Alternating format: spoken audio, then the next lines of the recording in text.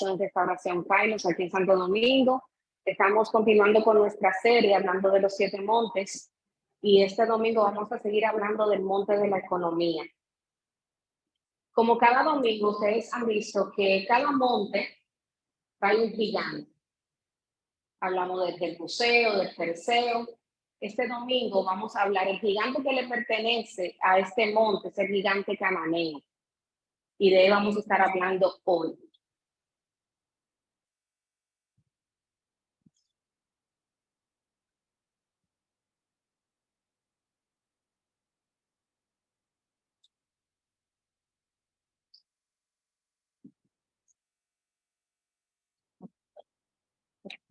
Bueno, los cananeos eran descritos en la Biblia también como un pueblo grande y fuerte, que no serían fácilmente derrotados. Y por lo que los israelitas necesitaban la ayuda divina para conseguir vencer y arrebatar sus tierras. Y esa ayuda fue prometida por Dios a través de Moisés y Josué. Esto lo vamos a leer más adelante. Bueno, aquí está en Josué 1:13, en donde dice que el pueblo cananeo es referencia en la Biblia con más de 150 veces, y a pesar de ello se conoce más bien poco sobre ellos.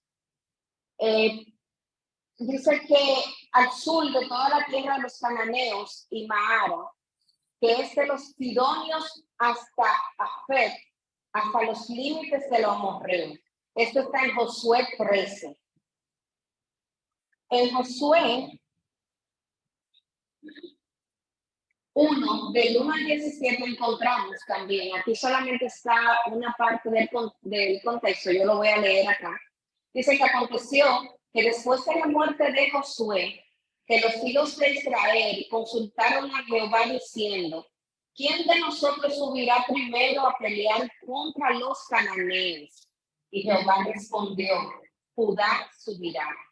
He aquí que yo le he entregado la tierra a sus manos. Y Judá dijo a Simeón su hermano, sube conmigo al territorio que se me ha adjudicado y peleamos contra el cananeo, y yo también iré contigo al tuyo. Y Simeón fue con él, y subió a Judá, y Jehová entregó en sus manos al cananeo y al fereceo, e hicieron de ellos en Beset a 10,000 hombres, y hallaron a Adoni-Beset en Beset, y pelearon contra él, y derrotaron al cananeo y al fereceo. Mas Adoni-Beset huyó, y le siguieron y le prendieron y lo cortaron y le cortaron los pulgares de las manos de los pies. Entonces dijo Adoni-Beset, 70 reyes cortados los pulgares de sus manos y de sus pies. Recogían las migajas debajo de mi mesa, como yo hice, así me ha pagado Dios. Y se levantaron a Jerusalén, donde murió. El precedente histórico de ellos dice que aconteció que al cabo de 20 años, cuando Salomón ya había edificado las 2 casas, la casa de Jehová y la casa real, para los cuales Irán, rey de Tiro, había traído a Salomón madera de cedro y de pino. Y cuanto oro quiso, que el rey Salomón le dio a Irán 20 ciudades en la tierra de Galilea. Y salió Irán de Tiro para ver las ciudades de Salomón. Les había dado y no le gustaron. Y le dijo, ¿qué ciudades son estas que me has dado, hermano? Le puso por nombre la tierra de Cabur, nombre que tiene hasta hoy Erí. Había enviado al rey 120 talentos de oro. Esta es la razón de la leva que el rey Salomón impuso para edificar la casa de Jehová en su propia casa. Y miró el muro de Jerusalén y Azot, Medigón-Gesed, Faraón, el rey de Egipto, había subido a tomar a Gesed, y la quemó y le dio muerte a los cananeos que habitaban en la ciudad. Y le dio el dote a su hija, la muerte de Salomón. Restauró pues Salomón a Exec y a la caja de Bet-Orón y Balac y Tadmón en la tierra del desierto, y asimismo todas las ciudades donde Salomón tenía provisiones, y las ciudades de los carros, y las ciudades de la gente de los caballos, y todo lo que Salomón edificó. Quiso edificar en Jerusalén y en el Líbano, y en toda la tierra de su señorío.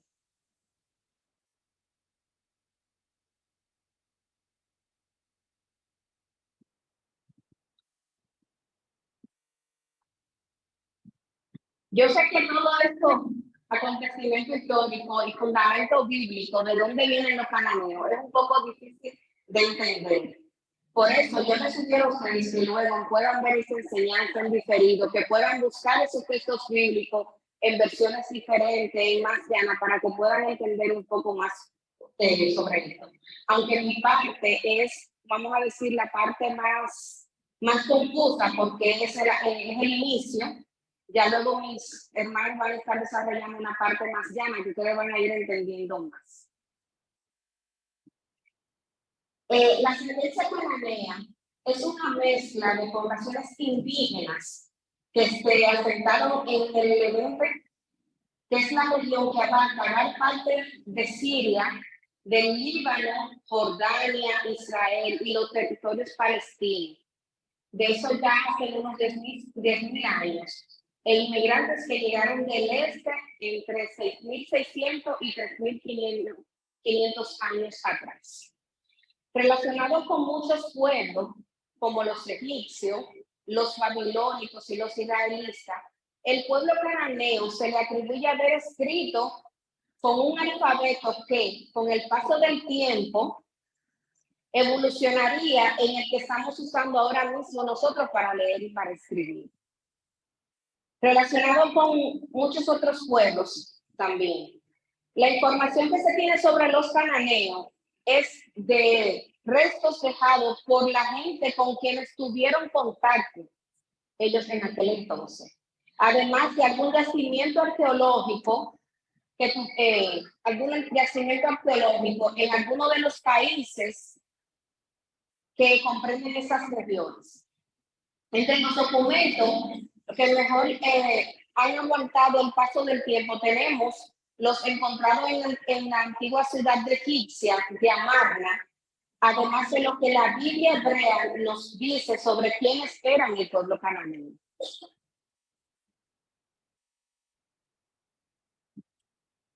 La palabra cananea viene del significado materialista o mercaderes, comerciantes o negociantes. Nuestro sistema económico favorece la desigualdad, el consumismo, el endeudamiento. El pueblo de Israel tuvo que hacer negocios con estos pueblos, favoreciendo el intercambio de bienes y servicios, pero el creyente, quien debe buscar la unción para hacer más riqueza y generar fuentes de empleo, promoviendo la igualdad y el bienestar dentro de su comunidad.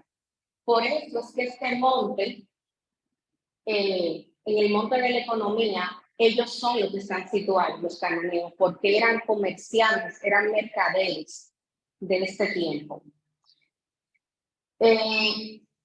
Su ubicación geográfica, el pueblo cananeo es el nombre con el que se conocen los habitantes de Canaán, un área que, de acuerdo con textos antiguos, tiene una extensión que comprende parte del moderno Israel, Palestina, Líbano, Siria, Jordania, pues que esta región ha convivido muchos pueblos a lo largo de la historia. El término canaanita es en muchas ocasiones usado para referirse al grupo de pueblos que habitaron en la tierra de Canaán. O sea, eran varios pueblos los que habitaron esta tierra. Su orden político, uno de los hallazgos importantes sobre quiénes eran los cananeos, lo tenemos en un texto encontrado en el yacimiento de Amarna. Egipto, a los que se les llama cartas de Amarna. Esta ciudad fue fundada por Faraón, habla que fue en 1353-1335 a.C., con la intención de convertirla en la capital de su vasto imperio y también iniciar el cambio profundo de Egipto, sustituyendo la tradición religiosa palestina por un culto monoteísta al dios Platón, al dios solar. Entre los hechos hallados se muestra la correspondencia diplomática, en donde él envía una carta. Esa carta tiene una gran importancia en la comprensión de cómo estaba dividida políticamente Canaán, puesto que en ella se evidencia que hubo varios reyes en esa región. De hecho, un pasaporte diplomático descrito por Turrasta, un rey de Mitini, Siria, pide a los reyes de la tierra de Canaán que deben pasar su mensajero, un tal Aquilla, volver sano y salvo a Egipto. Y advierte a los reyes de Canaán que nadie puede detenerlo. Eso era parte de lo que se podía encontrar de la historia de los cananeos anteriormente. Para concluir mi parte, ¿cómo entró el pecado, o más bien, cómo maldijo Noé y condenó a Canaán? Por aquí fue donde inició todo lo que vino en contra de estos cananeos. Está basado en Génesis 9, 20 al 27, en donde dice: Noé era un hombre de campo y fue el primero en cultivar uvas. Un día bebió vino, se emborrachó y se quedó desnudo dentro de su tienda de campaña. Cuando Cam, hijo de Canaán, vio desnudo a su padre, salió corriendo a contárselo a sus dos hermanos. Recordemos que Cam, en el antepasado de los cananitas, entonces Sem y Jafet tomaron una manta para cubrir a su padre. Para no verlo desnudo, caminaron de espalda, tomando la manta y la dejaron caer sobre su padre. Cuando Noé despertó de su borrachera y supo lo que su hijo Cam le había hecho, dijo: malditos sean los cananitas, tus descendientes serán los esclavos de los descendientes de Sem y Jafet. Yo también. Y dijo también: bendito sea Dios de Sem, los cananitas serán sus esclavos. Que Dios haga más grande el territorio de Jafet y que viva Jafet en la tienda de Sem, los cananitas serán tus esclavos. Aquí fue donde Canaán, el hijo de Cam, fue maldecido por Noé y condenado a ser siervo de los siervos de sus hermanos a causa del comportamiento indecoroso que había tenido su padre. Con el desarrollo ya central de lo que es el mundo de la economía, continúan mis hermanos.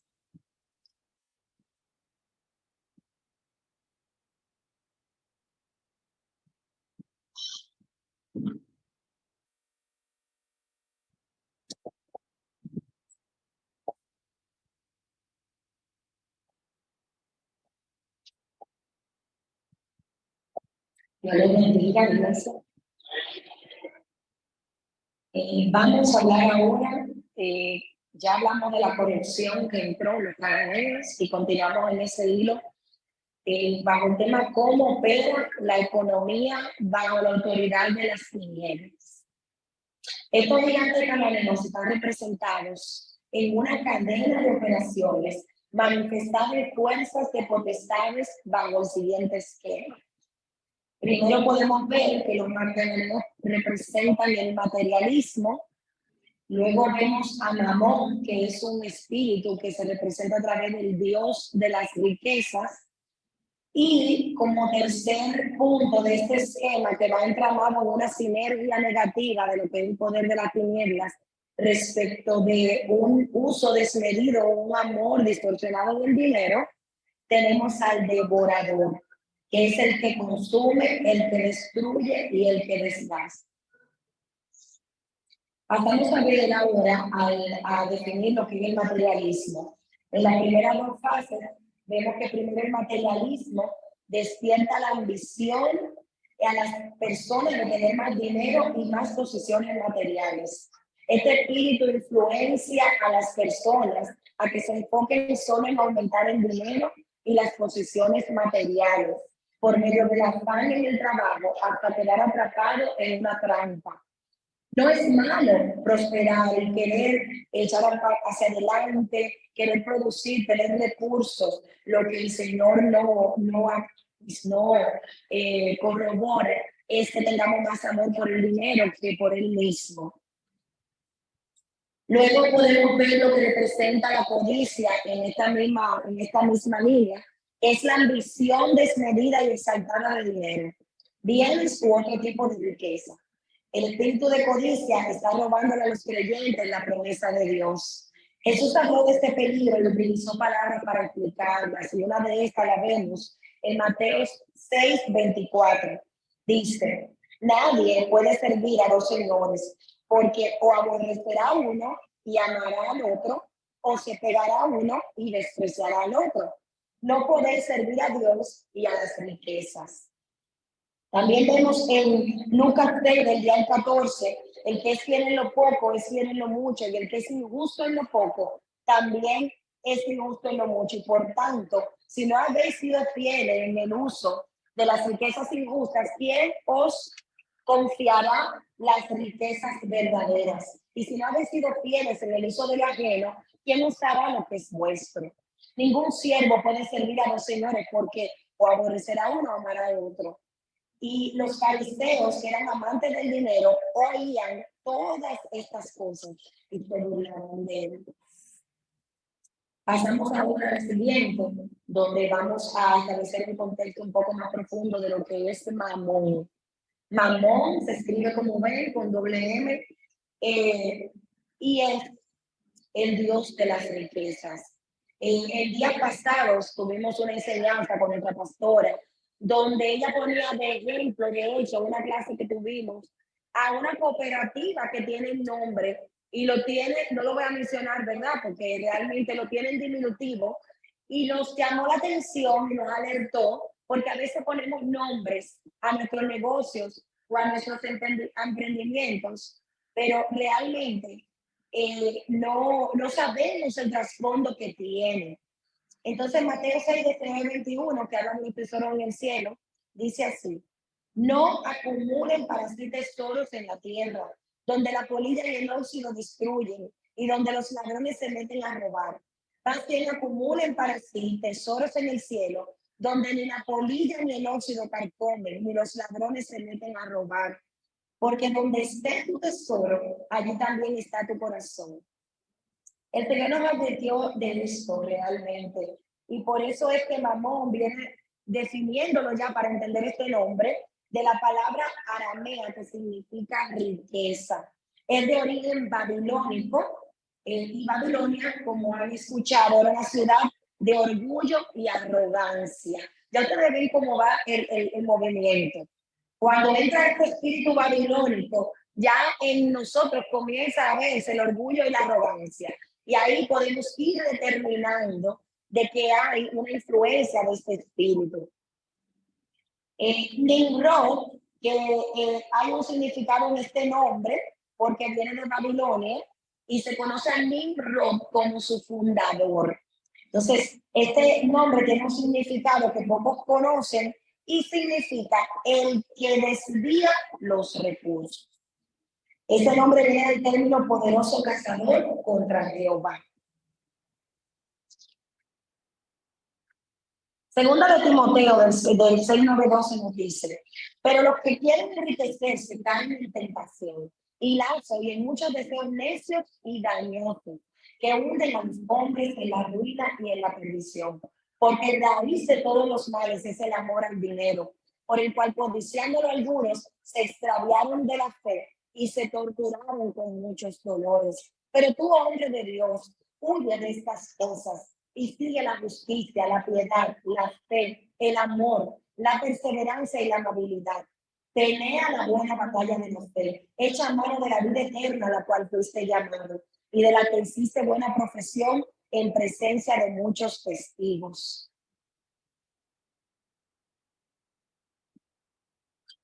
Aquí podemos ver cómo la avaricia, que también es un pecado que se esconde detrás de Mamón. Cuando hablamos de Mamón, hablamos de avaricia.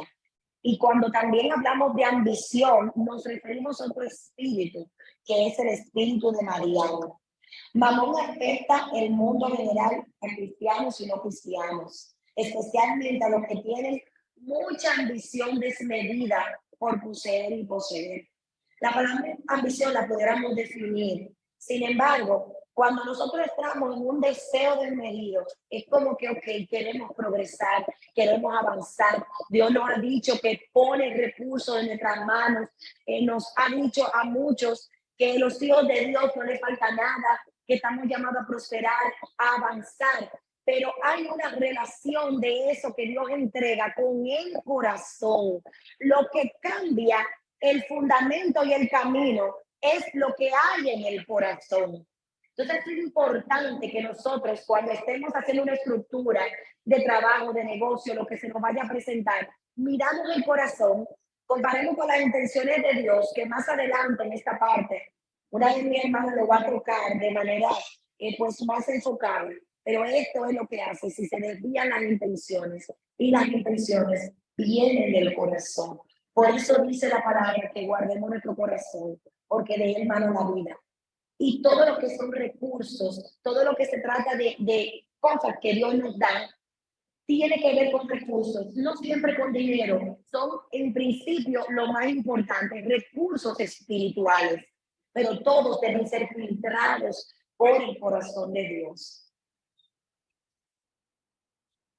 Personajes bíblicos bajo el ataque de Mamón. Podemos ver a Acán, su ambición, ahorita hablamos del pecado de Canaán, ahora nos referimos a Acán. Su ambición lo lleva a tomar y esconder lo que significaba para él la riqueza material. Parecido a lo que nuestro pastor predicaba sobre Zafira y Ananías, en principio muy acorde en el espíritu con esta parte. Dice, aunque sabía que había sido declarado por Dios anatema. Un anatema es todo aquello que te provoca un peso en el mundo espiritual. Comparemos un anatema, algo sencillo, vamos a decir un azabache, algo que nos pusieron de lo que se hablaba la semana pasada para resguardarnos y que para que nos vaya bien. Pero, ojo, un anatema puede ser cualquier cosa que desagrada a Dios y que peca contra su nombre. Todo lo que se sale de este diseño y de esta conexión con el corazón de Dios representa anatema y es algo muy penado y rechazado por el Señor. Entonces, seguimos con Acán, dice en Josué 7, 19, 23, para ponerle el contexto de lo que sucedió. Entonces Josué dijo a Acán, hijo mío, para poner y que puedan entender, ya el Señor le había revelado a Josué lo que había pasado con Acán respecto de una acción que él tomó. Pero él, en la misericordia, en el amor de Dios, yo quiero que ustedes escuchen cómo fue que lo confrontó. Y dice, hijo mío, te ruego, da gloria al Señor, Dios de Israel, y dale alabanza. Y declárame ahora lo que has hecho, no me ocultes. Y Acán respondió a Josué y dijo, en verdad he pecado contra el Señor, Dios de Israel, y esto es lo que he hecho. Cuando vi entre el botín un hermoso manto de Sinai, 200 ciclos de plata y una barra de oro del peso de 50 ciclos, los codicié y los tomé. Y aquí están escondidos en la tierra, dentro de mi tienda, con la plata debajo. Y Josué envió emisarios que fueron corriendo a la tienda, y aquí que el manto estaba escondido en su tienda con la plata debajo. Y los sacaron de la tienda, los llevaron a Josué, y todos los hijos de Israel los pusieron delante del Señor. Nada queda oculto debajo del cielo. El Señor pone en evidencia todo lo que está alejado de las intenciones de su corazón. El Señor lo pone en evidencia Y también podemos ver, que ustedes lo pueden buscar con tranquilidad en sus casas, la cita bíblica que tiene que ver con el joven rico en Lucas 18, 18, 25. Y hay una parte en el verso 20 que dice en el 18, y cierto hombre prominente le preguntó a Jesús diciendo, Maestro bueno, ¿qué haré para heredar la vida eterna? Jesús le respondió, ¿por qué me llamas bueno? Nadie es bueno, oigan bien. Nadie es bueno, sino solo uno, Dios. Tú sabes los mandamientos. No cometas adulterio, no mates, no hurtes, no des falso testimonio, honra a tu padre y a tu madre. Más adelante, el hombre rico también es una cita de cuando se desvían los recursos y son fuera de la intención del corazón de Dios. Y es el hombre rico en Lucas también 12, del 16 al 21. Le invito a que lo busquen para no extender mucho esta parte. Y podemos citar los ricos del tiempo final en Santiago 5, del 1 a 8. Jesús decía, oíd ahora ricos, llorad y aullad por las miserias que vienen sobre vosotros, vuestras riquezas no han podrido, vuestras ropas están comidas de polilla, vuestro oro y vuestra plata se han enmohecido. Su voz será un testigo contra vosotros y consumirá vuestra carne. Es bueno aclarar que Dios no odia a los ricos, sino que advierte a ser rico por las riquezas. La riqueza de un rico, como hemos visto, es motivada por la avaricia y la codicia. En Proverbios 10:22 se nos dice, la bendición del Señor es la que enriquece y no añade tristeza con ella. Esto es un filtro que no podemos pasar. Los recursos que nos llegan, el resultado de negocio, de empleo, de trabajo, ¿qué nivel de afán nos viene sometido que podamos decir, esto viene de Dios o esto no viene de Dios? Deuteronomio 8:18 dice, mas acuérdate del Señor tu Dios, porque Él es quien te da poder para hacer riquezas, a fin de comenzar su pacto, el cual juró a tus padres, como en este día te daría. Después del materialismo, que es lo que representa a los cananeos, la primera fase que les di, recuerden. Ya después que el materialismo ha conquistado el corazón de una persona, llega Mamón, como ya describimos todo lo que hicieron, el Dios de la riqueza, para ser el espíritu y el dinero y ser el Dios de la persona. De manera que después que el materialismo ha realizado su operación contra la promesa, le abre la puerta a Mamón y este lo hará al devorador, que es la tercera fase para lograr sus objetivos. Para hablar de lo yo le paso con mi hermana Miguelina, para hablar del devorador. Pero antes yo quiero dejarles estas dos preguntas. ¿Cuál es tu actitud frente al dinero? Yo quiero que todos nos hagamos esa pregunta. Si tenemos que tomar nota y llevárnosla y en un tiempo de oración en nuestra casa, decirle cuál es mi actitud frente al dinero. Y la segunda pregunta que le quiero dejar, ¿cómo es tu estado de ánimo? ¿Es tu estado de ánimo igual cuando tienes pocos recursos que cuando tienes muchos? Les dejo con mi hermana Miguelina. Dios les bendiga, mi hermano.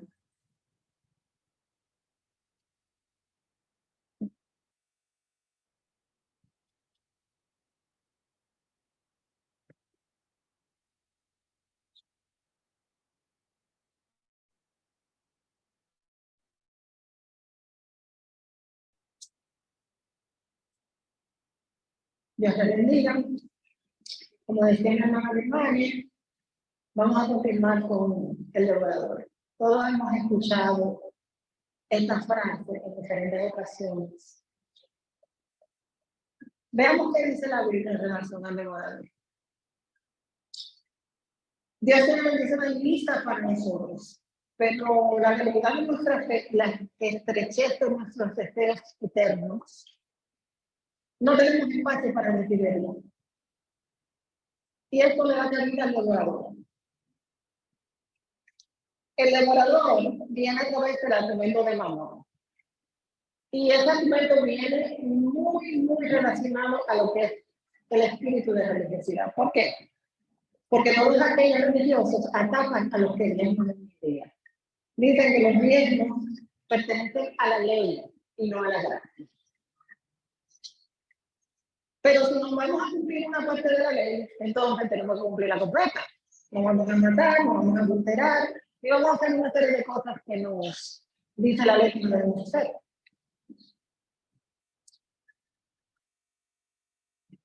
Perfecto. Es más fácil así. Ustedes tampoco me digo, bueno.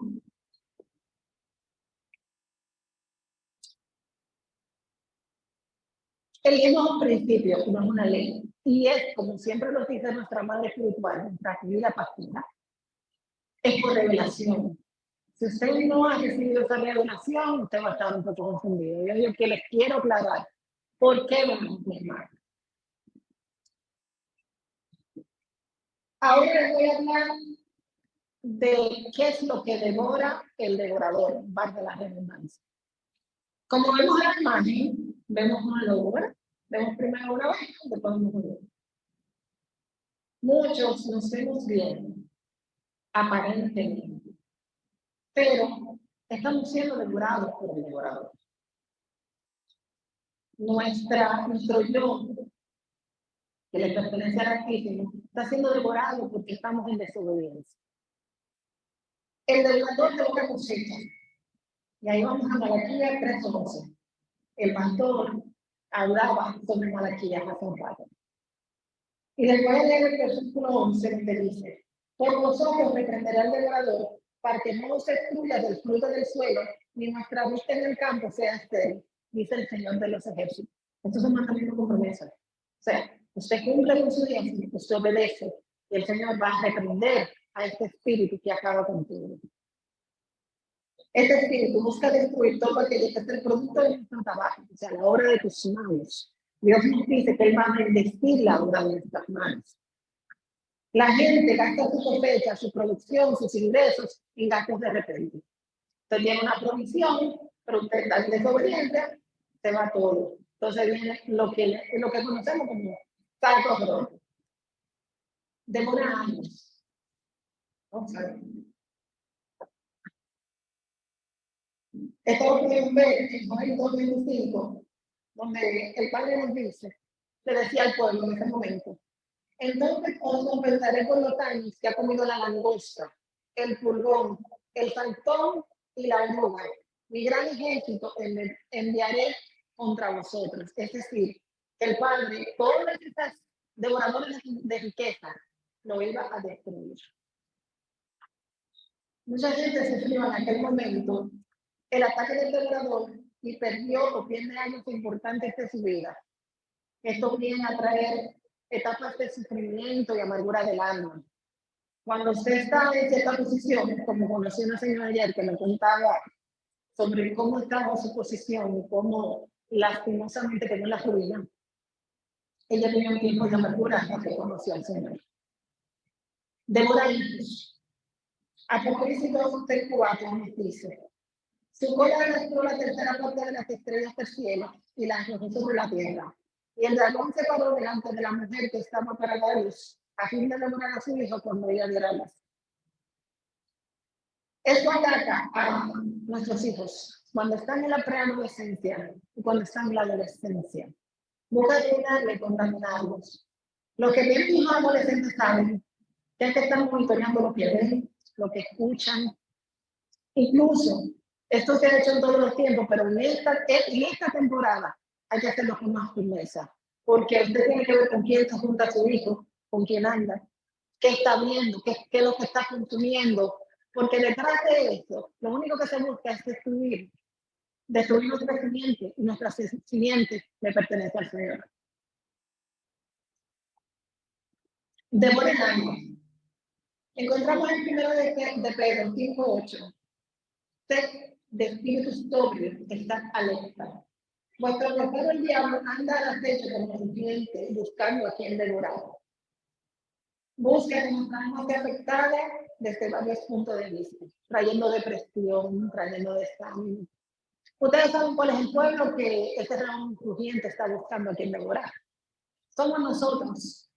¿Por qué somos nosotros? Porque nosotros le hemos entregado nuestra vida a Cristo. Aquel que está en la calle, que es el que debemos de salir a buscar, el que tenemos que ir a conquistar, para que pueda vivir en plenitud con Dios, traerlo al diseño original. Eso, alguien no le interesa porque lo tiene a cabo. Pero nosotros tenemos que cuidar con temor y temblor nuestra salvación. Vivimos por gracia, pero tenemos que ser muy cuidadosos. Decoraciones. Si nos vamos a Génesis 3:20, que nos dice, ahora pues venid, matémonos y arrojémonos a uno de los pozos y diremos, una fiera lo logró. Entonces veremos en qué quedan sus sueños. Esto trata de cuando los hermanos de José querían que él dejara de soñar, querían destruir sus sueños. Muchos tenemos sueños, pero esos sueños están alineados a lo que Dios quiere. Los de José sí, pero tenía que pasar por ese proceso para entonces que se cumpliera la voluntad de nuestro Señor. Devoración. Esto es muy importante, sobre todo para los que son ministros. Lo encontramos en Eclesiastés 10:1, que dice, las moscas muertas son lo que hace que el aceite del ungüentario hiela y borbotee. Hace poco de tontera al que es precioso en gloria y sabiduría y gloria también. La unción se pudre cuando no se hace uso de la autoridad. ¿Y por qué se pudre? Cuando usted es un ministro y no diezma, entonces usted está en desobediencia. ¿Dónde vemos el primer diezmo? En Abraham y Melquisedec. Esto fue una revelación del Espíritu directamente a Abraham. Y como todos sabemos, él hizo pacto con Melquisedec, llevó el 10%, que fue la primera vez que lo podemos encontrar en la palabra. Nos dice el autor que investigamos que cuando diezmamos estamos reconociendo la autoridad y que nuestra autoridad está expandada cuando viene de alguien que está bajo autoridad. Por ejemplo, nosotros traemos los diezmos al alcoholismo. ¿Por qué? Porque honramos la autoridad del Padre, pero la autoridad de nuestros padres espirituales, aquellos que han sido puestos como cabeza sobre nosotros. Entonces nosotros estamos en obediencia, cumpliendo con ese principio. Es un principio poderoso. De Moravías. Deuteronomio 28:39 dice, plantarás y cultivarás viña, pero no beberás vino, ni recogerás nada porque el gusano las devora. Un ejemplo es de alguien que está construyendo su viña, lo encontramos en Cantar de los Cantares, la Sulamita. Cantares 1:6 dice, no os fijéis en que son morenas, porque el sol me ha quemado. Los hijos de mi madre se enojaron conmigo y me pusieron a guardar las viñas. Y mi propia viña no guardé. O sea, ella, ni siquiera la de ella la pudo guardar. ¿Cuál es nuestra viña? Nuestro hogar, nuestra familia. Eso es lo que estamos nosotros llamados a guardar. Y muchas veces por el afán, el trabajo, las ocupaciones, nos descuidamos de nuestra viña. Entonces, otros cuidan a nuestros hijos, otros enseñan a nuestros hijos lo que nosotros tenemos que enseñar. No recibimos recompensa porque no lo hicimos bien, y entonces le damos entrada al devorador.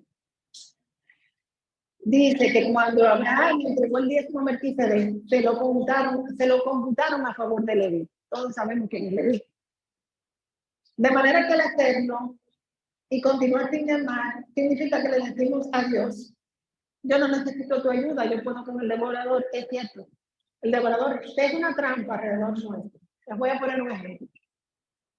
Los que trabajamos, lo primero que tenemos que hacer es sacar esa porción que tenemos que traer a la política. Porque si no, los gastos se lo comen todo. Y cuando usted va a su cuenta, usted dice, oh, ¿y dónde está el dinero para ella? Entonces, lo primero que nosotros tenemos que hacer, como la palabra es una espada de dos filos, yo me hablo a mí mismo. Lo primero que tenemos que hacer, cobramos, separamos ese dinero. Y así podemos ser obedientes y caminar como se debe. Nos habla del receptor del siguiente de camino negro. Esto nos está hablando de lo que estamos viendo en la antigüedad, en la actualidad, con esta corriente liberal que tenemos, que todo se basa en el yo. Todo se basa en el yo. Ese límite se trata de la crisis económica que está en el mundo. Nosotros hemos provocado esta crisis económica. Y por eso la economía actual está como está. Se nos ha hablado de que viene un reseteo. Y ese reseteo es producto de lo que hemos hecho mal. Dice Apocalipsis 6, 5 al 75. Y nada más le voy a leer una parte. Dice, cuando abrió el tercer sello, oí al tercer ser viviente que decía, ven y mire, y he aquí un caballo negro. Y el que estaba montado en él tenía una balanza en mano. Le exhorto que lean todo el capítulo. ¿Qué reconocemos al diezmar? Dando el diezmo, removemos toda maldición de pobreza ancestral, regional, territorial que pueda haber en nuestra vida. Quebrantamos al devorador.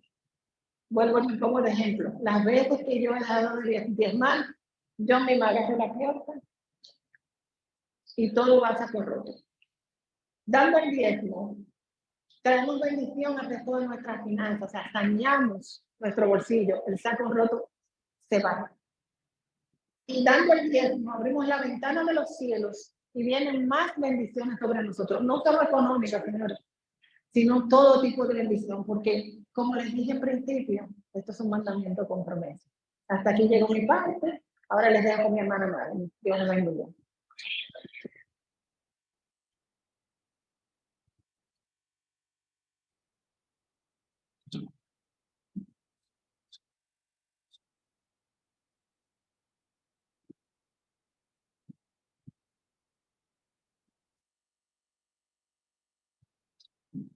Dios les bendiga, iglesia.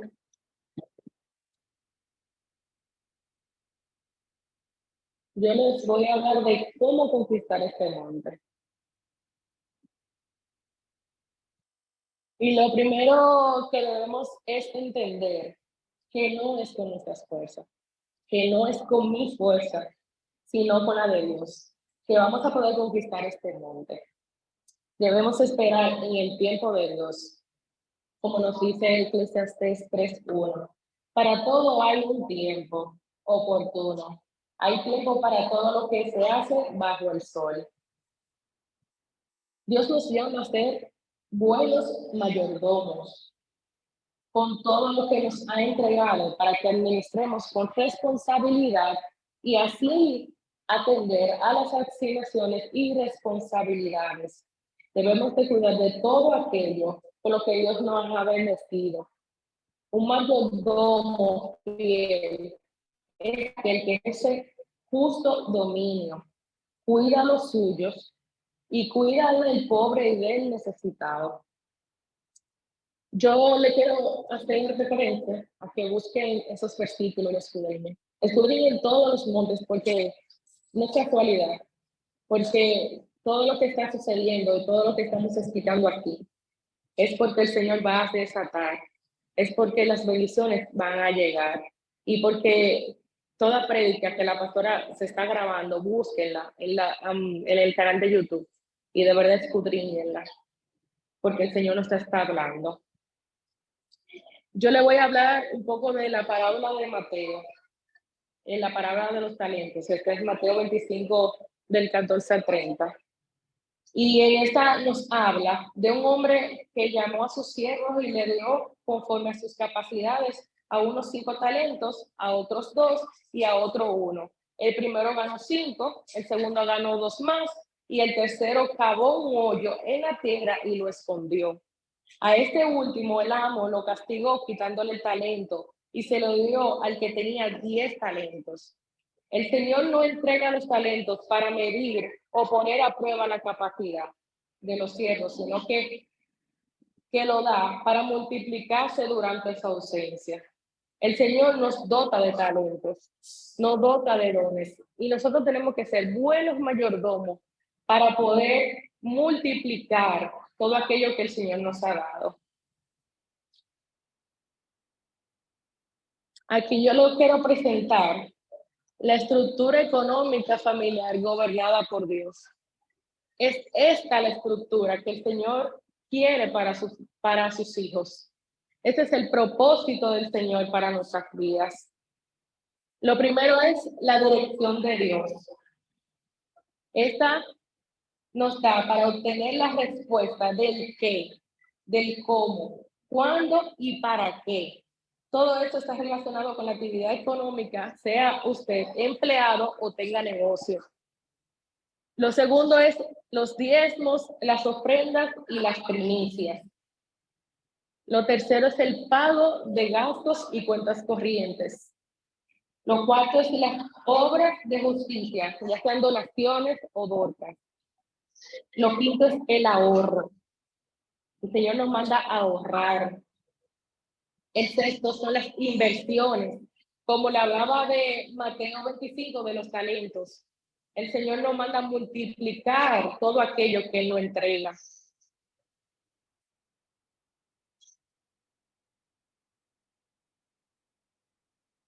Saneando nuestras finanzas.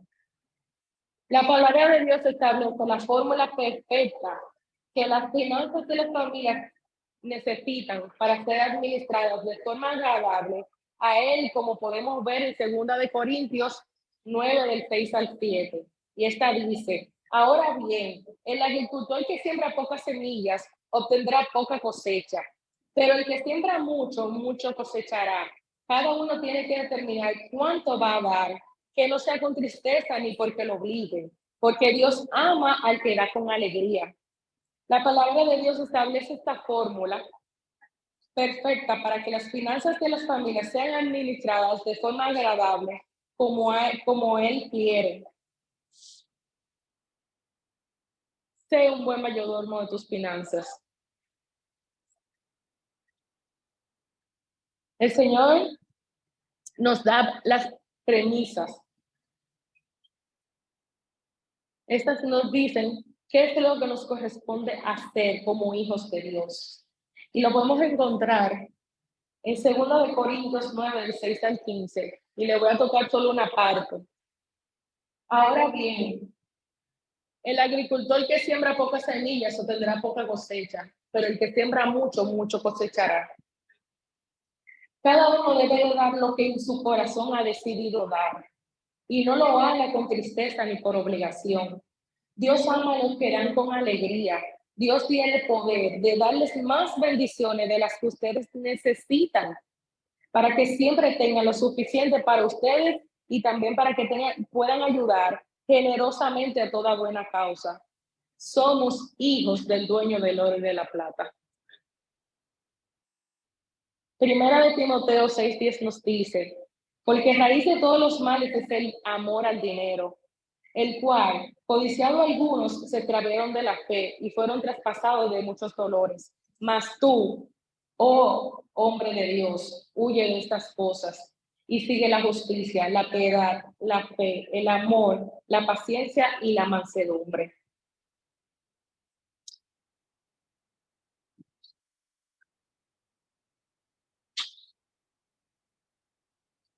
Nuestra hermana Miguelina nos tocó,